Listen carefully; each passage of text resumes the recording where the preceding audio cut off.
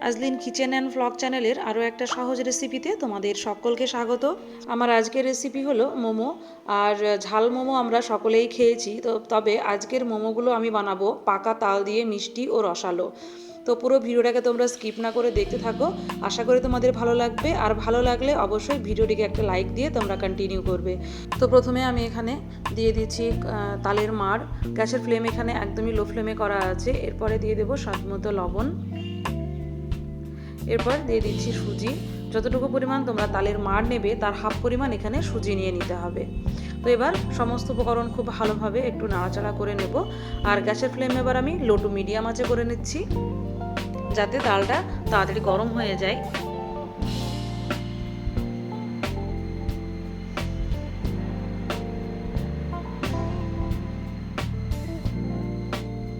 তো দেখো তালের মাড়টা এবার ফুটতে শুরু করেছে। আর যখন ফুটবে তখন কিন্তু অনবরত নাড়াচাড়া করতে হবে, না হলে তলায় লেগে যাবে। আর তলায় লেগে গেলে মাড়টার স্বাদ একদমই নষ্ট হয়ে যাবে।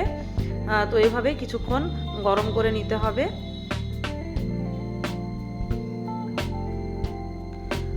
এভাবে কিছুক্ষণ ফোটার পর এখানে দিয়ে দিতে হবে ময়দা। তো ময়দা দেওয়ার পর চামচ দিয়ে নেড়ে দেখে নিতে হবে যে এখানে আরও কিছু ময়দা লাগবে কি না। তো এইভাবে অল্প অল্প ময়দা দিয়ে দেবে আর নেড়ে নেবে,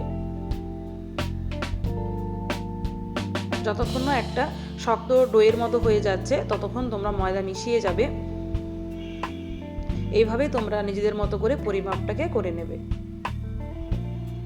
তো এখানে আমি আরও একটু পরিমাণ ময়দা দিয়ে দিচ্ছি, ডোটা নরম মনে হচ্ছিল।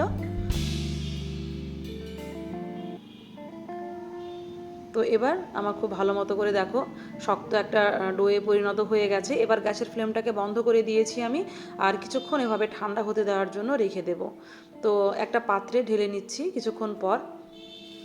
তো এখনও বেশ গরম আছে। তো এভাবে একটু নাড়াচাড়া করে ডো করে আরও কিছুক্ষণ আমি ঠান্ডা হতে দেওয়ার জন্য রেখে দেব। এরপরে কিন্তু আমাকে আরও কিছুক্ষণ ময়দাটাকে মেখে নিতে হবে। তো কিছুক্ষণ ঠান্ডা হতে থাক, আর অন্যদিকে আমি নারকেলের পুরটা বানিয়ে নেব।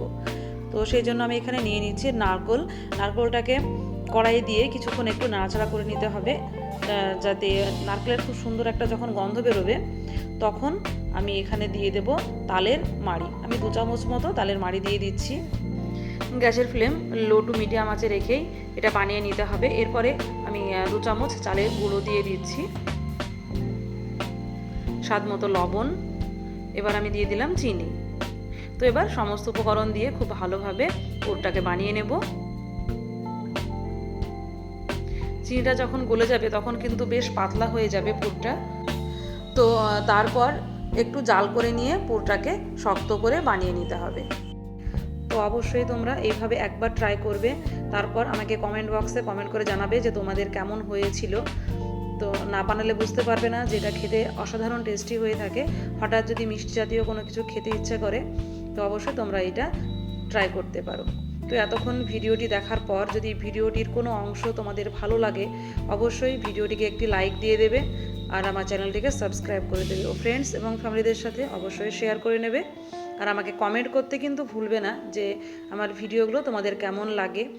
তো মোমোর জন্য পুর একদম তৈরি হয়ে গেছে, দেখে বুঝতে পারছো বেশ শক্ত হয়ে গেছে। এবার কিছুক্ষণ ঠান্ডা হতে দেওয়ার জন্য রেখে দেব। আর অন্যদিকে চলো ময়দাটাকে একটু মেখে নেব আর মসৃণ ডো বানিয়ে নেব। তো মাখা হয়ে গেছে। এবার আমি এখান থেকে ছোট ছোট করে লেচির মতো কেটে নেব। যেভাবে আমরা লুচি বানাই তার থেকেও কিন্তু ছোট করে লেচিগুলোকে কেটে নিতে হবে। আর তারপর এভাবে আমি ছোট ছোট করে বেলে নিয়েছি পাতলা পাতলা করে। আর তারপরে এভাবে মাঝে পুরটাকে দিয়ে আমি মোমোগুলোকে বানিয়ে নেব। তো মোমোর অনেক রকম শেপ হয়ে থাকে, তোমরা যে কোনো শেপ দিয়ে মোমোগুলোকে বানিয়ে নিতে পারো।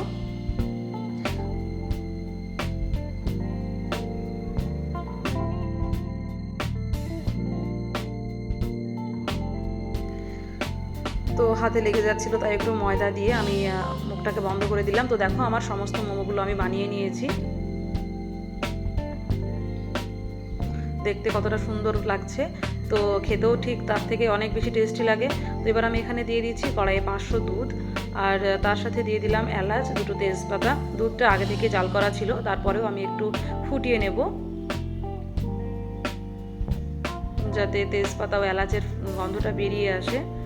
আর এবার আমি দিয়ে দিচ্ছি চিনি। চিনি এখানে কিন্তু খুব বেশি পরিমাণ দেওয়া যাবে না, তার কারণ আমি আগে পুরেও দিয়েছিলাম চিনি, তো সেই মতো করে চিনিটা তোমরা দিয়ে নেবে। আর এভাবে কিছুক্ষণ ফোটার পর আমি এখানে দিয়ে দেব মোমোগুলোকে। তো তোমরা এগুলোকে মোমো পিঠাও বলতে পারো।